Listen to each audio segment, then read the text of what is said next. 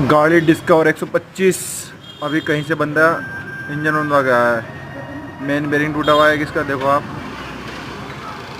और ये टूटा किस वजह से है जहाँ तक मुझे लग रहा है इसमें ना चेम्बर में वेल्डिंग हुई है। फेस पे देखो आपको दिखवा रही हो। एक ये भी टूटी हुई है इसकी, इधर से दिख नहीं रही। चेम्बर पलट के दिखाता हूँ आपको, देखो ये रही। कितना तगड़ा जुगाड़ कर रखा बंदे ने। और ये टूटा हुआ है ये रहा। अब इसको बनाते हैं फिर दिखाते हैं आपको।